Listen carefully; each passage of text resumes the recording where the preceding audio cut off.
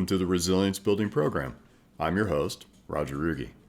Today we're going to check your ability to build up carbon dioxide in the body. Why would we do that? Well, it's one of the most important ways we can determine how well the resilience aspects of your body in terms of oxygenation of tissue are functioning.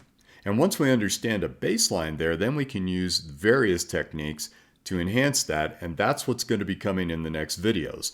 A whole bunch of different techniques to do that. So today I'm going to give you a check and a balance, find out where you are on that scale, and then we're going to move you into a whole bunch of techniques that'll follow this video. But this is an important baseline. Don't skip this step. Now what I'm going to have you do in just a moment is take a normal breath in and a normal breath out, and then you're going to hold your breath. I'll begin counting, and I'm going to count up to the number 20. There's a reason for that number. Don't worry about it right now. I'll explain in just a little bit. Your job is to hold your breath to the point where you feel an air hunger, a desire to breathe. Now, this isn't about turning purple, blue, falling down on the floor, passing out from holding your breath. That's not what this is about. This is about checking when that first desire to breathe is.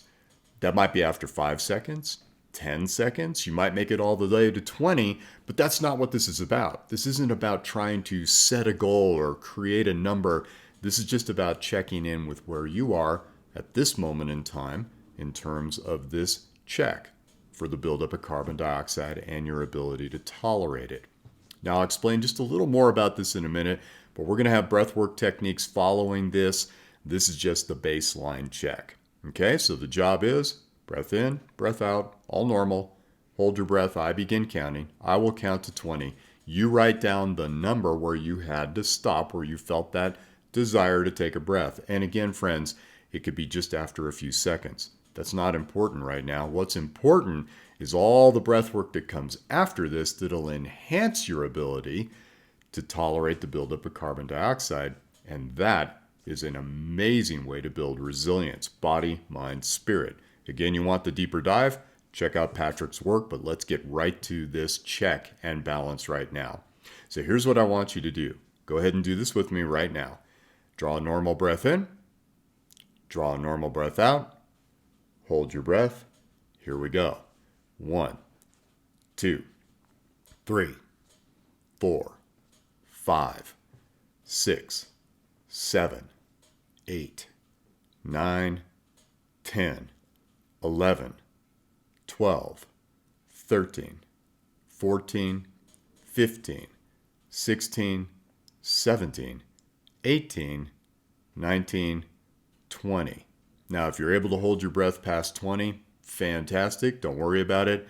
If you were less than 20, write down what that number was, and let's talk about that number. So our ability to tolerate the buildup of carbon dioxide, again, it's an excellent resilience check because it's really showing how well our body is actually functioning. And one of the ways that we do that is by assessing how well we're tolerating that buildup of carbon dioxide, which is what happens when we hold our breath, right? Now, whatever your number was, I don't want you to worry about it. This is just your baseline.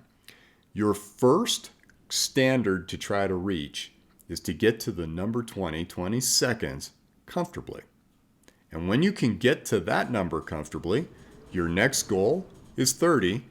And then the goal after that, the real gold standard here, is 40. Now that could take quite a while, like months of work to get there, but the work is super simple and it just tends to build up over time. So here's how we're going to first begin to expand that number. Let's say your number was 10. So at 10, you felt that desire to breathe, you began to breathe, and you didn't have to make up for the breath, right? When you begin that breathing process after holding your breath, you should be just able to return to normal breathing in a breath or two. You shouldn't have to make up for a lot of it. If you did, you probably held your breath a little too long, okay? So let's say your number's 10. Now what you're going to do as an exercise, do this 2 or 3 times a day because this only takes a few minutes. You're going to breathe in, you're going to breathe out, and you're going to hold your breath. And if your number was 10, you're now going to hold it to 15. That's going to create just a slight bit more discomfort as that carbon dioxide builds up past where your baseline number was. So again, your number's 10, now you're holding it to 15. Shouldn't be a challenge for you. Should be really easy, right? Most everybody who is in at least reasonable health will have no problem with an extra 5 seconds. Now you're gonna do that until your new number, 15, becomes totally easy. That you could take your hand away, not have to make up your breath. Now you're at 15. You add another 5 seconds, your new number becomes 20. For most folks, if you were below 20 on this check, you're going to be able to get to that number 20 in, a few weeks. Don't obsess over the timeline, just keep the practice up. And what's going to happen is your ability to tolerate carbon dioxide is going to improve really rapidly at first. When we're at 20 now and we're trying to get to 30, that can take a little longer. And when we're at 30 trying to get to 40, that could take a little longer as well.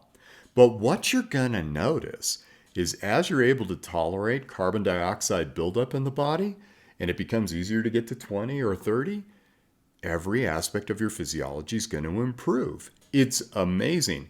Everything from better sleep to less stress to the production of DHEA, which is a great hormone for parasympathetic restoration. If you're not sure what parasympathetic restoration is, check out the previous videos where we've got that information available for you. Bottom line, breath work, super easy, really low-hanging fruit, excellent return on the investment of time, which is very, very little. And every breathwork practice I give you moving forward from this point is also going to contribute to that ability to tolerate the buildup of carbon dioxide. Now, I've personally done this entire program. I've gotten to the number 40, and I can tell you it's a game changer. Don't dismiss the simple stuff because some of the simplest, easiest techniques are among the most powerful that we can do in terms of building resilience. So the next videos that follow this are going to be a series of breathwork techniques. We're going to marry some of these things together where we combine breathwork with meditation and other things. Don't worry about that right now. There'll be a whole series of things for you to choose, play, and find your favorite. Find the one that you like the most and then go do that. You don't need to do all of them. You need to just find the one that resonates best with you and then just stay with that as a steady practice. All right, I look forward to your comments. Please check that out. Throw stuff into the comment box if that's what you want to have any particular questions. I'm so happy to help refine this for you, guide you, send you to additional resources if that's appropriate.